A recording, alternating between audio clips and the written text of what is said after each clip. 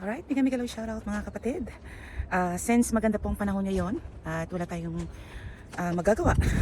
So hanap po tayo ng um, mga bagay na dapat natin gawin para hindi po tayo malungkot at ma-bored sa loob ng bahay habang ang ating mga anak ay nasa school. So naisipan ko po today na lumabas ng bahay at bumili ng seeds para po sa aking garden, sa aking maliit na garden.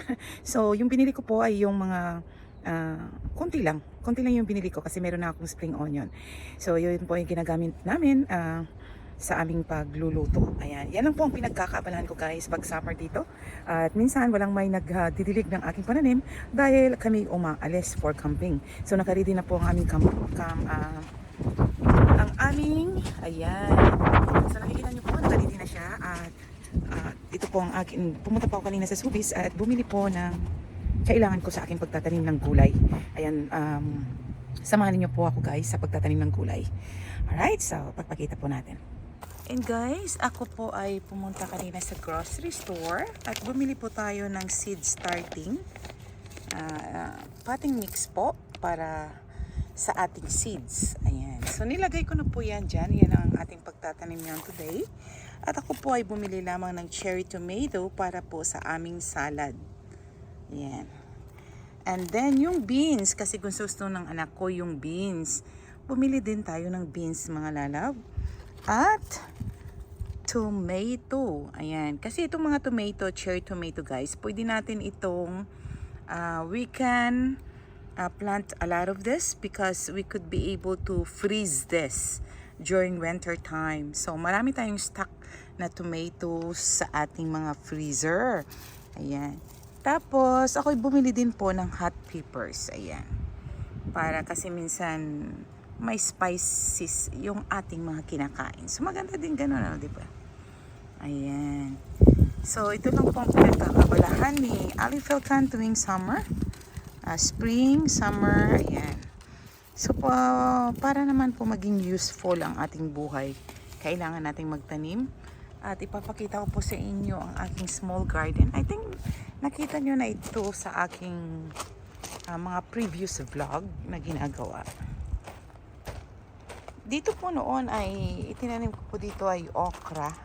Pero dahil po umaalis kami for camping, walang may nagdidilig. So nasisira lang po. Kaya nilagyan ko na lang mga flowers dyan. Different flowers. Different kind of flowers. So kahit hindi siya madiligan, at least merong flowers ang aking planters. Ayan. So ito pong tanim na yan ay mabubuhay po yan. Okay, mala. Ito po ay meron na tayong spring onion. Itatapon natin yung iba at kunin natin at ililipat natin dito sa maliit ko na garden. Ito lang po ang tataniman ko. Kasi wala pong may mag-aalaga pag umaalis kami. Ayan. Tataniman lang natin. Okay. So at dito po ay gagawin ko ring bed of roses. Mga roses na lang itatanim ko dyan guys. Kasi walang may mag-aalaga dyan. So ito lang yung aalagaan natin. Itong maliit na portion or area na pagtataniman ko ng aking mga vegetables. Ayan. So yan po ay ating pag gumanda na yung panahon, hindi na malamig. Kasi kahapon ay nag-snow. So talagang ano pa, hindi pa totally na pwede tayong magtanim. Okay, so ito po ay, tingnan niyo po ang aking mga flowers. So, color yellow po yan. Flowers na lang itanim natin kasi walang may mag-aalaga. Yung sa small area lang na ang taniman natin ng vegetables. So, ngayon po, inihanda ko na yung seedlings natin. And babasain lang po natin at ilalagay natin yung seeds. Ayan. Okay guys, dito na muna tayo. Maya-maya ako na ipapakita ulit. Babasahin lang po natin guys. And then ilalagay natin yung seed.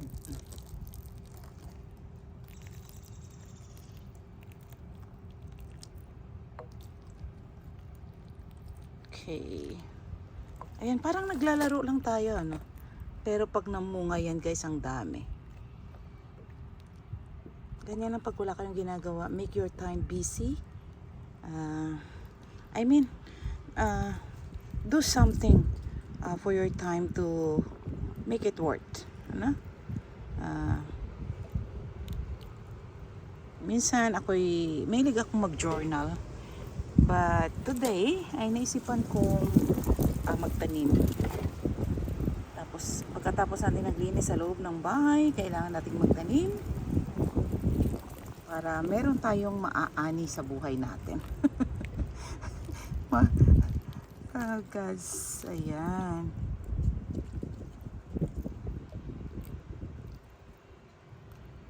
Madali lang guys magtanim guys. Noon hindi ko alam, pero ang aking pinsan ang nagturo sa akin ng tamang proseso sa pagtatanim. Alright, so nandun na yung garden na. Nandun ang garden ko. Maliit lang. Okay guys, magtatanim na tayo ng seed. Okay guys, ito muna yung unahin nating. Okay, so ililibing lang natin to. Sa mga galit dyan, pag may makita kayo, ilibing nyo na. Ayan, ililibing natin guys. Ilagay natin dyan sa loob. Napag-usapan na naman ang ilibing. Ayan, kung makita ninyo dyan ang mga bagay-bagay na dapat ilibing, ilibing nyo na guys. Lalo na yung mga sama ng loob ninyo. Kung meron kayong mga sama ng loob, ilibing nyo guys. Okay. So maglilibing po tayo ngayon ng instead ay tatanim, napunta tayo sa libing. Napunta tayo sa libing guys. Alright, so ilibing natin yung mga sama ng loob natin, yung mga taong nakikita natin na umutang sa atin na hindi nakabayad. Napunta tayo doon, ano, yung mga kabit ng asawa natin. Ilibing natin yung mga sama ng loob. Ayan, ang mga sama ng loob lang, wag yung tao ha. Wag yung ililibing yung tao. Sama ng loob lang, ayan. So, kung ano pong mga problema ninyo sa buhay na dapat ilibing, ayan, umpisahan na po nating ilibing para hindi na natin maalala pa ang mga bagay-bagay na nakakasama sa buhay natin. O, ayan, napunta tayo sa libing. Ay, naku, buhay talaga, o. Ayan. So, magtanim po tayo ng magtanim at para po tayo may aanihin. Ayan, sana dumami na yung aking mga beans. Beans ito guys, beans. Ayan. Yan lang naman ang paborito ng anak ko kainin, beans. Ang cherry tomato naman, yun ang ginagawa ko for our salad. Tapos minsan, pag ako nagluluto ng mga curry chicken, ng mga kung ano-anong pagluluto, ay nilalagyan ko ng mga spices. So, nagtanim din ako ng chili pepper natin. Ayan. So, para meron tayong organic, kumbaga. Alam natin na wala tayong nilalagay ng mga insecticide. Ayan. Organic talaga, no? Ang dami pala nito ng isang packet na ito. Ang daming laman, guys. Isang packet, ang daming laman. Eh, konti lang naman kami. Hindi naman namin mauubos ito. So, siguro hatiin ko lang yung packet na to. Kasi ang dami. Pag tumubo pa naman ang isang seed, ang dami guys. Oh, saan ko pa ililibing? Saan ko ililibing ngayon ang mga tomato ko? Ayan, ito lang siguro. Naubos na ang paglalagyan natin. Ito yung apat, lagyan natin ng beans. Tapos ito ang chili pepper natin. Tapos yung tomato natin. Ayoko magtanim ng marami kasi walang may nag-aalaga. Ayan. So, siguro, yan. Pag nagkakamping kasi kami guys, nag-i-stay kami sa campground ng 1 month or 2 months. Ayan. So, minsan, inuuwian ko lang ito para diligan. Kasi malapit lang naman ang pinagkakampingan namin. Siguro mga 3 hours drive. Ang dami nito guys, hindi natin kaya ubusin to. I think we gonna leave that. Ito lang yung tataniman natin ng beans. Tapos, ito naman ay pepper. And this one is chili. Okay. So, itanong natin mamaya. Ayan, nailagay na natin yung ating mga seeds. Ngayon ay tatakpan natin ng ano nga to? Yung potting mix natin. Tapos tagyan natin ng sprinkle natin yung water. Okay, that's yan. Ganyan lang kadali guys. O, diba? Hindi ka na, kung wala kayong mga space sa loob nyo ng bahay, pwede naman kayong mag-improvise ng mga lata na empty can. Mga empty can sa bahay ninyo, gawin ninyong base ng seeds. Ayan, pwede nyo ihang, pwede nyo rin ilagay sa mga maliliit na planters. Ayan, takpan na lang natin, tapos tagyan natin ng tubig at bahala na kung mabuhay sila o hindi. Ayan, hayaan natin ang nature ang bubuhay sa kanila. Hayaan natin ang sun. Okay? Ang araw ang bubuhay sa kanila, guys. Ay, naku po. Para ako naglalaro, ano? Ayan. Pag namunga yan, guys, ang dami na yan. Ayan. Takpa lang natin.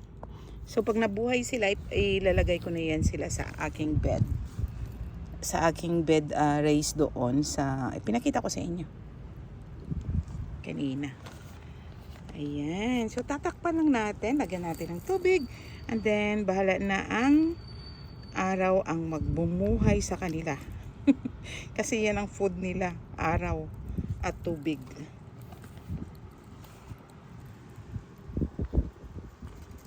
Alright. That's it, guys. That's the way it is. That's life. Yan lang ang buhay natin dito sa Canada. Tanim, tanim. Ayan, mag-alaga sa ating mga husband. Mga husband, dami bang husband? Mag-alaga sa ating partner at sa ating anak. Atin sundo sa paaralan at tulungan gumawa ng mga homework. Ayan. Alright guys, let us visit the seeds that we planted 2 weeks ago. And look at guys how they grow so fast. This is beans. So I only planted vegetables that we use. So we love eating beans. So I planted beans and then bell peppers and also a tomato. Because I got a small garden raised bed outside, so I started to plant only a few vegetables that we love to use in our salad, like cherry tomato, and also we love also bell peppers. Sometimes we roast it and sometimes we mix it in with other vegetables and also beans. So I planted only a few of it because during summer we always go camping and nobody water. Sometimes we need to go back for once a week to just water my plants. So it's really good to plant some vegetables wherein you can satisfy yourself to eat those vegetables without any pesticides, and you plant it as organically, so you will love it and it's very sweet. See how it is. Love it. Maybe next year I'm going to plant some veggies. I don't know because we have a lot of plants, but only God's plan is the one who actually happened. So there's nothing we can do but to rely and do everything we can to make our time worth. So these are all my beans now. I'm so happy. Okay, that's all for now, guys.